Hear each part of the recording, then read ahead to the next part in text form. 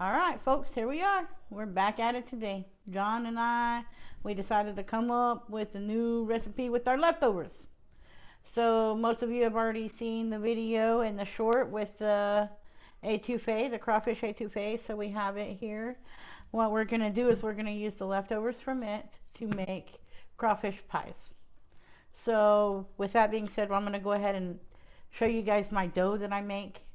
It's a cold dough. So we're just going to take all-purpose flour. We need 4 cups of all-purpose flour.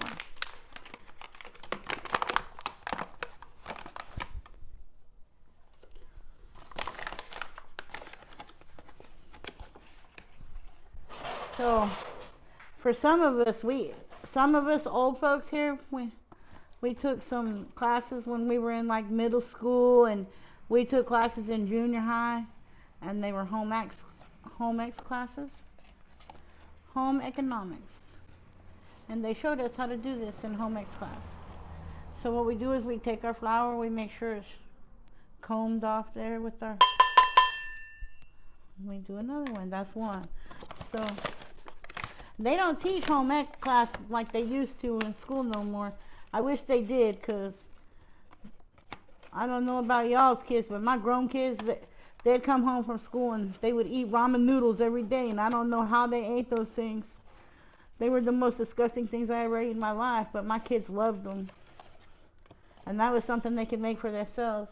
There's 2.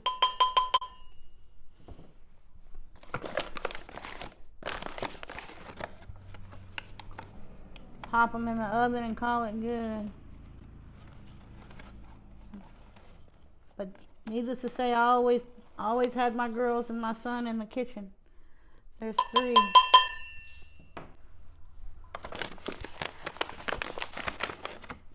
So I taught them how to make a lot of stuff. Homemade chicken strips, homemade gravies. Well, people down south, they call them roux, but I've been making gravies my whole life. There's 4 cups of flour. But here in Oklahoma, we call them gravies. Biscuit and gravy, brown gravy, any kind of gravy was gravy, not roux, it was gravy. Okay, we got our 4 cups here. To that 4 cups, we're going to add 2 heaping tablespoons of shortening. Okay, now I did take the shortening. This is just generic shortening. I took the shortening and I put it in the refrigerator for about an hour before I knew I was going to start this. So that way it's extra cold and extra hard. So we're going to take 2 heaping tablespoons. 2.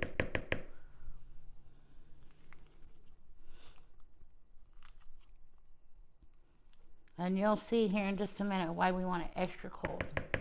So there's the second one. And that knife I just used, I'm going to take it and scrape whatever I can get off there.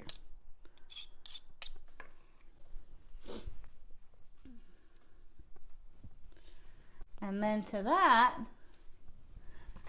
that's your 2 tablespoons of shortening. And to that, I add a half of a stick of butter that I had in the freezer. So, and I cut it into little bitty tiny squares. You can see there, little bitty tiny squares.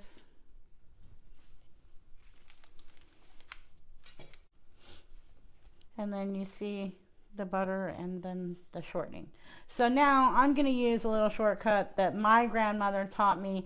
Normally most people would put on gloves, they would stick their hands in there, they would do this, and they would make sure that that butter and that shortening was incorporated into the flour. However, my grandmother, she taught me when making a dough to go ahead and use our spatulas, kind of stir it up in there just to kind of get it incorporated a little bit, so that this is called cutting flour. This is what my grandmother said. We're cutting in the flour with whatever, whether it be shortening or butter. We're cutting in the flour here. Cutting in the butter into the flour. So as you do this, what you're going to see is you're going to see these big lumps start to form in here, okay? These lumps right here are going to be your bits of flour that are going to take your pie crust to a whole nother level. This here is basically going to make your pie crust flake, because this is going to get in between those layers of flour as it's cooking, and once it does that, then it'll flake up. So those little bitty pieces like that are going to be your flakes of your flour. And see, we still have big pieces and big chunks in there, and all you do is just kind of go through here and cut them in a little bit, okay? And the reason why you're going to do that, I have the hand mixer here. The reason why you want to cut it into little pieces like that is because this is my shortcut. I take my hand mixer and I put it in here, and this is going to help me cut in. So basically I'm going to cut this in, that butter and that shortening into that flour, until I get little morsels. And it only takes a couple minutes to cut it in, and you'll see what I'm talking about. Woo.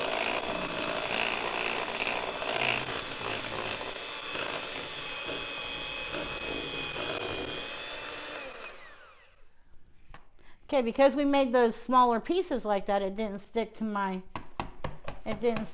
beaters. So now you can really see it. Okay, so basically at this point we have granulated. See how it's kind of the way the flour has come together like that?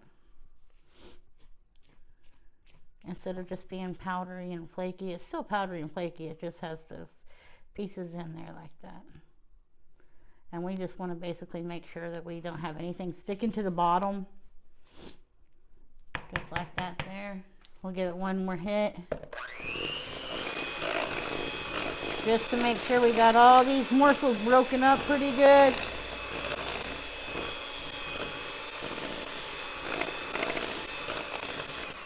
Okay, that should be good right there. We're gonna take this, pop those off, easy peasy cleanup, set them off to the side. And now you see this is roughly cut in here. Okay. So now, with that being said, I'm going to take my extra cold water. So, with that being said, we have extra cold butter, extra cold shortening. Now we have ice cold water. So we're going to start to add this water a little bit at a time as we fold in this. Just a little bit at a time. We're just going to start folding this in a little bit.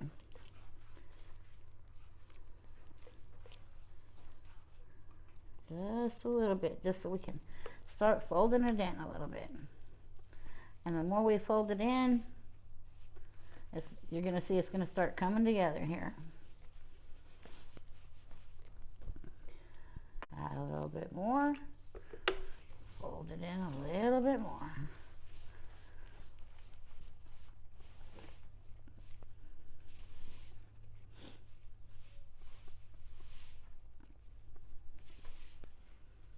It starts to get like that. I take my knife and scrape all this off. And you're just going to keep adding water to it until you get it into a ball, to where you can get it all balled up and get ready to roll it out. It's a pretty simple recipe for your dough, for your pie crust dough. You can use this dough for whatever. You can use it for all different things. This is how I make my meat pies, and this is how we use our leftovers. So you see it's almost there. I almost don't have any dried ingredients on bottom. I have a little bit left over there, but not much. So that rest of that water that I just put in there is pretty much going to take it all up. So at this point I have a ball going. So I'm going to go ahead and scrape this off here.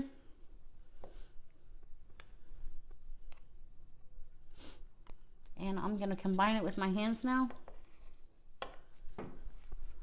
Now that I have it mostly combined there, I'm going to try to combine it with my hands and go from there. Just like that. We're just going to work it together.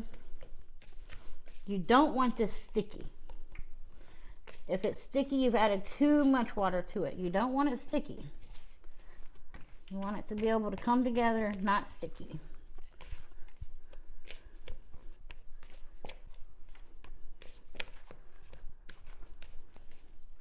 So see how you're just kind of combining it together? And there's enough wetness there that it's sticking together, but it's not really sticking to my hands. It's sticking a little bit, but not a whole lot, because you don't have a sticky dough here. And you just make sure that you're getting all this off the sides like that. Put it into your dough. Go ahead and start bringing your dough together in here so you can incorporate all that stuff from the bottom. And then what we're going to do is we're going to take this ball here and we're going to put saran wrap over the top of it. We're going to put it in the refrigerator for about 30 minutes and we're going to let it sit and rest. And then we'll be ready to roll it out and put our pies together. And we'll come back after this rests for about 30 minutes. We'll be right back at you guys. All right, welcome back, folks. We're here. We got the dough. Just took it out of the refrigerator. I'm going to take some flour. It says reserve some flour for your baking surface. So that's what we have done. I'm going to go ahead and put some flour on my fingers.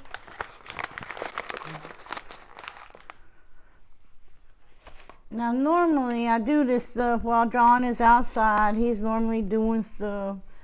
So he's never actually watched me do this. I just always done it while he was working doing something else in the house and all that stuff. So he doesn't realize how easy some of this stuff is to make. Really doesn't take that long to make it. All right, we're going to toss some flour on there. Toss some more flour on there. We're going to dust our rolling pin off here. And we're just going to start to roll this out. Just like that. Roll it out. We're going to make this about 1/4 of an inch thin. By the time we're done, it's going to be about 1/4 of an inch thin. It's thinned out to about 1/4 of an inch thick. So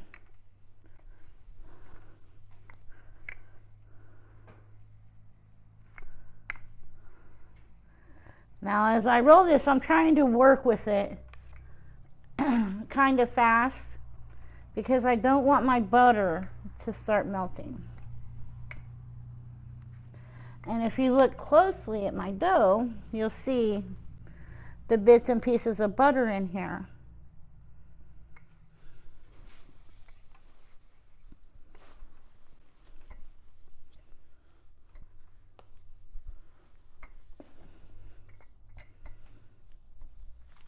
So we're just going to continue to roll this out.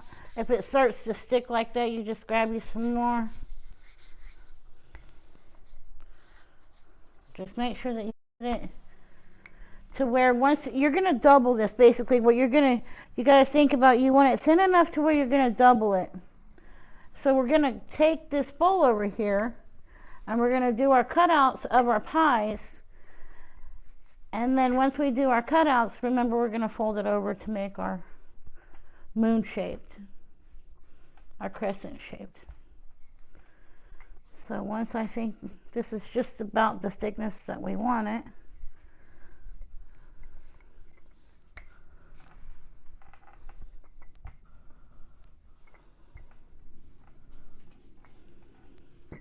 I'm now going to take my bowl.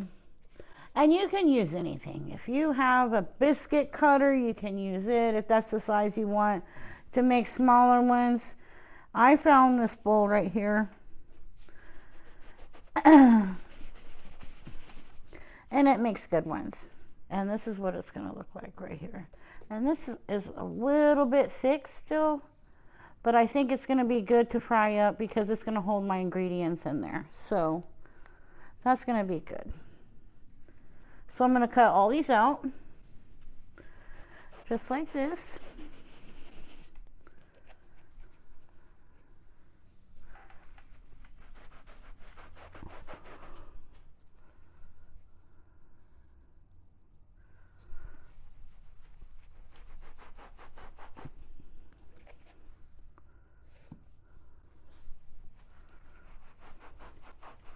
And we'll probably get a couple of more out of here.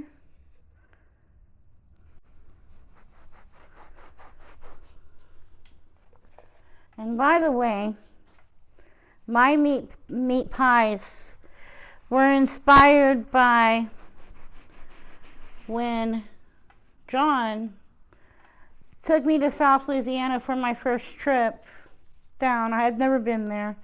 And he took me down there and introduced me to these meat pies. And in that time, we spent a week down there and we got back home and I was like, man, where can I find these meat pies at? Well, being in far western Oklahoma where we're at, we couldn't find them. So I took it upon myself to basically find a recipe for a meat pie and start making them. And I experimented and experimented until I could get that taste. The taste of an authentic meat pie. I just had to play around with the seasonings and until I could get it to where it would taste right. Like when I went down there, I didn't want to be disappointed because mine were so good at home. So I couldn't make them exactly the same, but I sure tried to come home and replicate them. Okay, so I have all this extra dough here.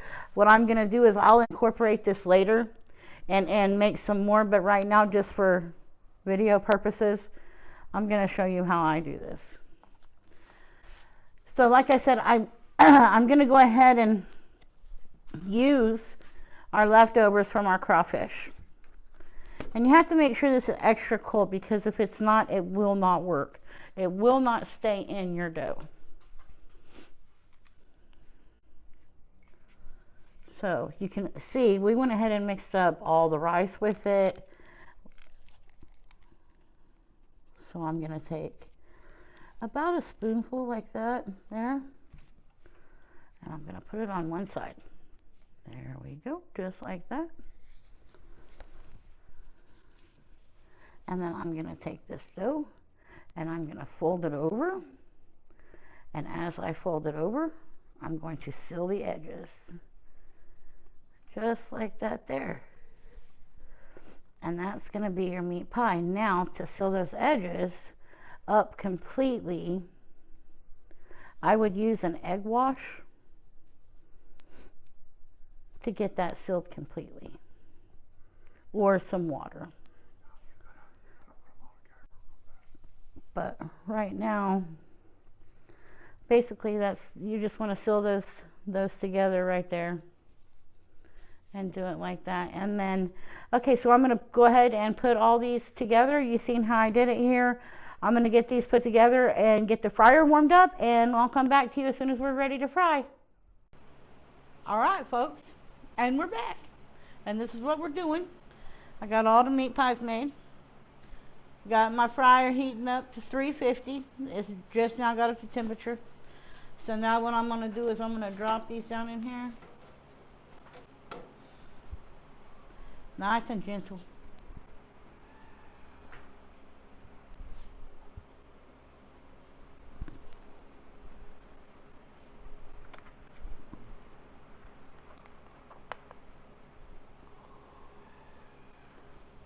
Do not crack on me, please. Alright, I'm just going to put those down in there.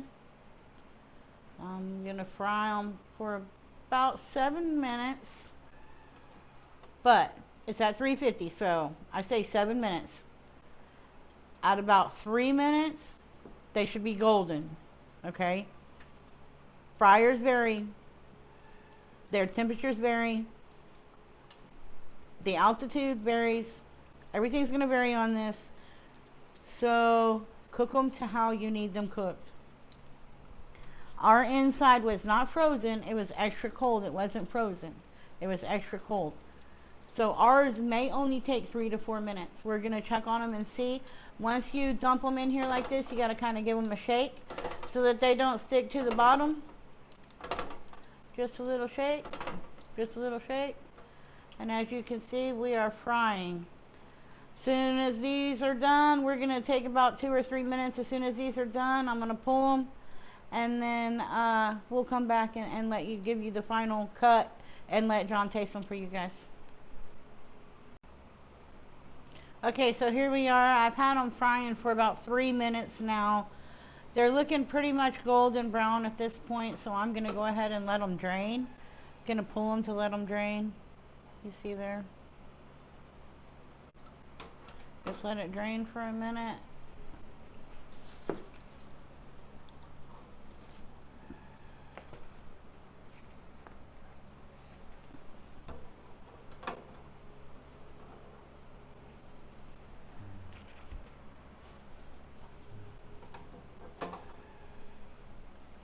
And that's what they look like when they come out. Now let's go ahead and get one of these.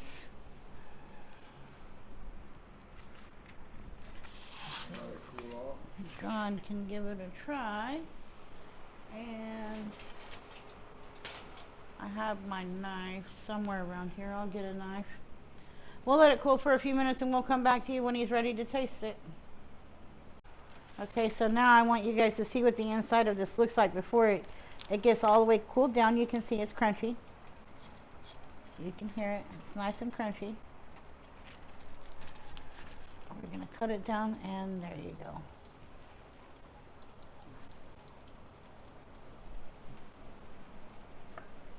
Those are my crawfish meat pies. And it's just made with the leftover étouffée, crawfish étouffée that John made yesterday and did the video on it. And this is what we did with the leftovers. And tonight, this is what's for supper, guys. You guys have a good night. Like, subscribe, comment. Go check out the other videos. You guys have a great night. Alright folks, we're going to give this a try. It's extremely hot, but I'm going to try to give you a bite on camera as best I can without burning myself.